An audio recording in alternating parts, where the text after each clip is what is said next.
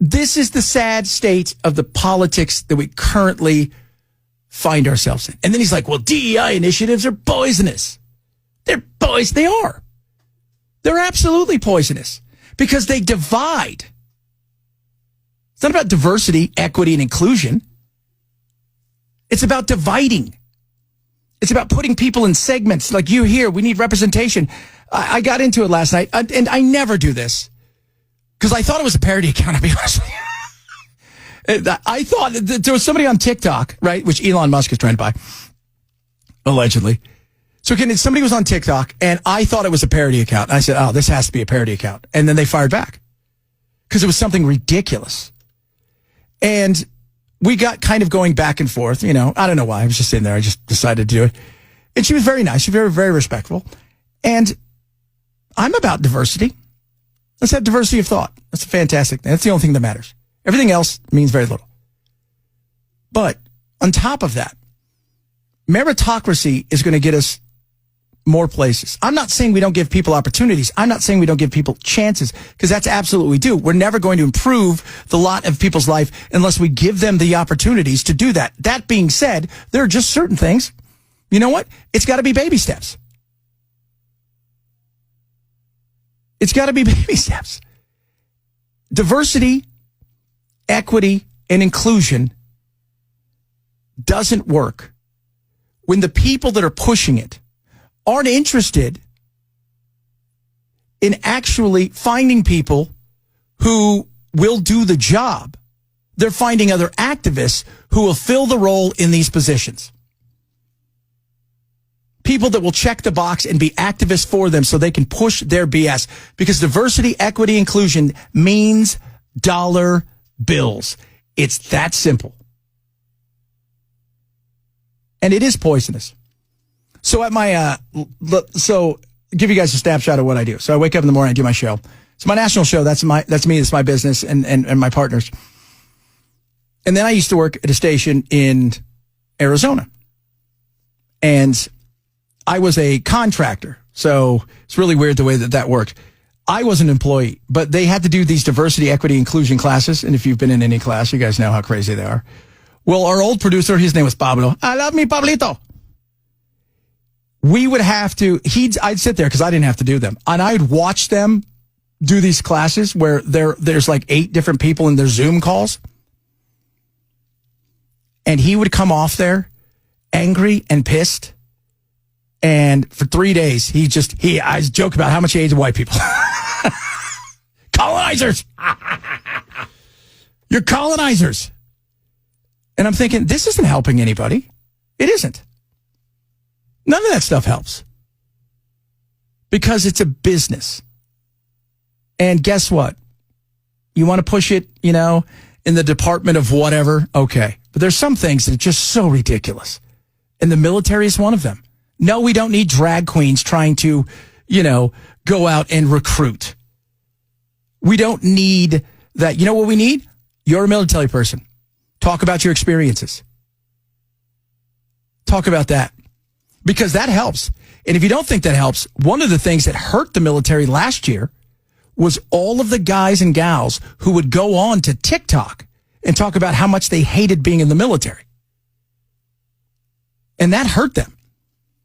You know what didn't help them? There's not a drag queen out there going, you know what? I'm thinking about putting the candelabra down for a minute. And joining the Navy.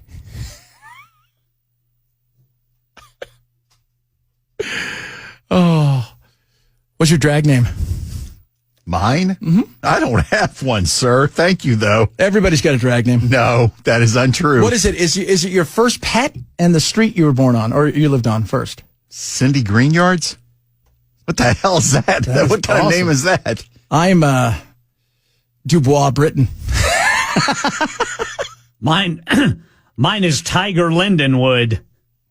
That's a great name. That one actually sounds decent. Now coming to the stage, put your hands together for Tiger Lindenwood. Woo!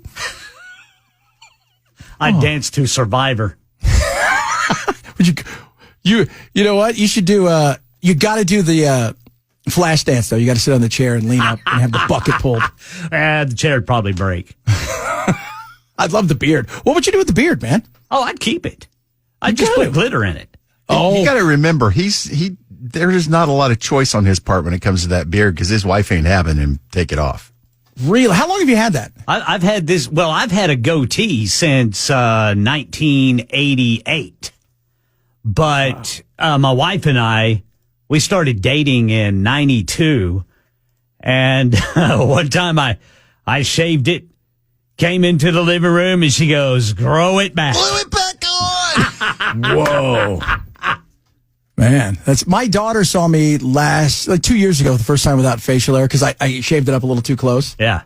And she was just like, nope. Freak her out. It did. It Like, did. It this is weirded not her my out. She's father. like, I don't know who you are, but you're not my dad. By the way, several of you are chiming in on your stage names. How old's your daughter? 6. Oh, yeah, she must have been totally confused. Bismarck Diamond, phenomenal drag name. Dickie Ivy Sandy.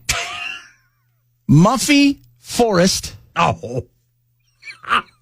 All right. Let's keep it clean, people. That's a great name. Let's keep it clean. That is clean. That's somebody's name. Look, I am Bridget Dubois. I'm the leader of our group here. That was my I don't know why I had a cat and his name was Dubois. I was like 5. It must have been a book I read or something. But it was Dubois, and then we lived on Britain, so I was Dubois Breton. Fantastique. Oh, my Lord. So much stuff to get to. We are going to get to the dementia thing, because I think it's important, because I'm at that age. I don't have any friends who are, but, you get to a certain age and you start thinking to yourself, like, okay, when is just, I forgot, I'm grasping for a name and something else that's really serious. Like, when did I go from grasping to a name to, President Biden? Like, those are the in-betweens of it all. Sundowner syndrome, all that stuff. Because I remember my grandpa and grandma both started to go downhill. It was little things, but you thought, they're older. But then it went fast. And it was crazy. It was. So we'll talk about that. A lot of other good stuff, including who's helping fight the fires, which is awesome. And one of the things that several people asked over the last couple of days, and I love how you guys are still shooting us your drag queen names. And if you don't know what your drag queen name is, it is the name of your first pet and the street that you remember, first street you remember as a child. All right, so don't give us a name to make it cool. Just give it to us for real, okay? What was your name again, Belle? Cindy Greenyards. That's a great name right there. That's terrible. Get you a rack. It'll be great. Ladies and gentlemen, come to the stage, Cindy Greenyards. Woo! It is the Chad Benson Show, Super Talk 99.7.